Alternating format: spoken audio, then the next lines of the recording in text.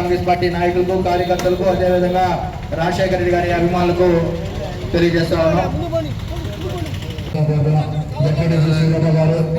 సంబంధించినటువంటి సర్పంచ్ బంగాళక్క గారు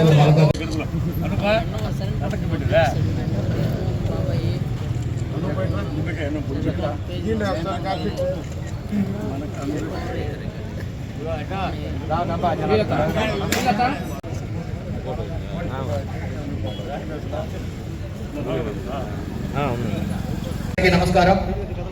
ఇక్కడ విచ్చేసినటువంటి వైఎస్ఆర్ కాంగ్రెస్ పార్టీ నాయకులకు కార్యకర్తలకు మరియు అదేవిధంగా రాజశేఖర రెడ్డి గారి అభిమానులకు మరియు మైత్రి సెంటర్ సీనియర్ నాయకులకు అదేవిధంగా పత్రికా విలేకరులకు మీడియా మిత్రులకు అందరికీ ధన్యవాదాలు తెలుపుకుంటున్నాం. ఈరోజు మన ప్రియతమ నాయకులు ఇరు రాష్ట్రాల ముఖ్యమంత్రి ఉమ్మడి ముఖ్యమంత్రి అయినటువంటి రాజశేఖర రెడ్డి గారి 77వ జయంతి ఈరోజు కోవూరు మండల మైత్రి సెంటర్లో ఆయనకి వైఎస్ఆర్ కాంగ్రెస్ పార్టీ నాయకులు అదేవిధంగా కార్యకర్తలు రాజశేఖర రెడ్డి గారి అభిమానులు ఈరోజు ఘనంగా నివాళులర్పించడం, ఆయన చూపించిన స్ఫూర్తి, ఆయన చేసిన మంచిని ఈరోజు ఒకసారి గుర్తు చేసుకొని ఆయన చేపట్టినటువంటి అనేక కార్యక్రమాలని రాబోయే రోజుల్లో ఆయన కోరిన ఆశయాలని నెరవేర్చే విధంగా 2029లో జగన్మోహన్ రెడ్డి గారు మళ్ళీ తిరిగి రాష్ట్రానికి ముఖ్యమంత్రి అయి మళ్ళీ సువర్ణ పరిపాలన అందిస్తారని చెప్పి ఆశిస్తున్నాం. ఎందుకంటే 2019 నుంచి 2024 దాకా జగన్మోహన్ రెడ్డి గారు రాజశేఖర రెడ్డి గారు ఒక అడుగు ముందుకేస్తే జగన్మోహన్ రెడ్డి గారు 2 అడుగులు ముందుకేయాలనే ఉద్దేశంతో అనేక కార్యక్రమాలు తీసుకొని రావడం, అనేక సంక్షేమ కార్యక్రమాలు చేపట్టడం, ప్రజలకి చాలా చేరువవడం జరిగింది. దురదృష్టవశాత్తు అధికారం కోల్పోయినప్పటికీ ఈ రోజుకి కూడా ముఖ్యమంత్రి జగన్మోహన్ రెడ్డి గారు అని చాలా మంది అవ్వాతాతలు ఈ రోజు బాధపడుతున్నారు. ఎందుకు జగన్మోహన్ రెడ్డి ఓడించామని చెప్పి బాధపడుతున్నారు. 2 సంవత్సరాలు పూర్తయిపోయింది, 750 రోజులు పూర్తయిపోయింది, ఇంకా రాబోయేది 900 రోజులే కాబట్టి ఈ 900 రోజులు కూడా రాత్రి పగులు అనేది త్వరగా అయిపోతుంది. 2029లో జగన్మోహన్ రెడ్డి గారు అధికారం చేపట్టిన తర్వాత ముందుగా గవర్నమెంట్ ఎంప్లాయీస్ అయితే ఏమి, అదేవిధంగా అనేక మందిని ఈసారి ముందుండి నడిపించడం జరుగుతుంది. ఈరోజు కష్టకాలంలో వైఎస్ఆర్ కాంగ్రెస్ పార్టీ తరపున నిలబడినటువంటి ప్రతి ఒక్కరికి శిరస్సు వంచి కూడా నమస్కరించుకున్నాం. ఎందుకంటే పార్టీ కష్టాల్లో ఉన్నప్పుడు, పార్టీ నాయకుడికి ఇబ్బంది ఉన్నప్పుడు నిలబడినటువంటి కార్యకర్తలు అయితే ఏమి, నాయకులు అయితే ఏమి, నిజంగా వాళ్ళ ధైర్యానికి, వాళ్ళ నాయకుడి మీద పెట్టుకున్న నమ్మకానికి శిరస్సు ఉంచి నమస్కరించుకుంటున్నాం.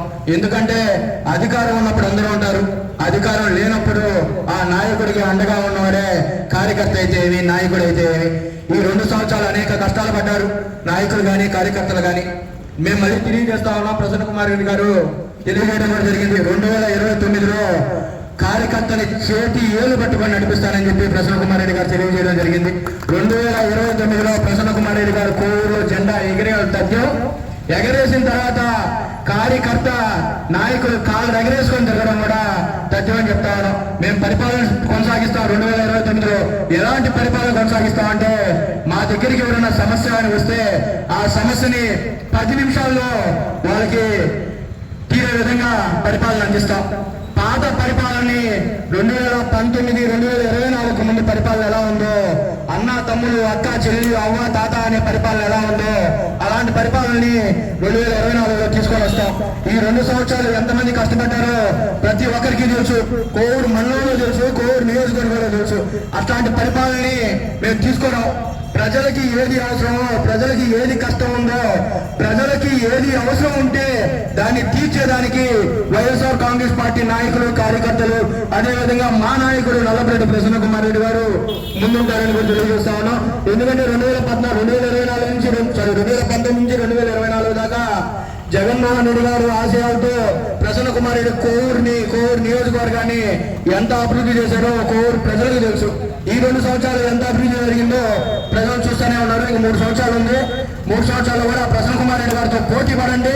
ప్రసన్న కుమార్ రెడ్డి గారు చేసిన అభివృద్ధిని ఒక 2 రెట్లు మీరు ఎక్కువ చేసి చూపించండి.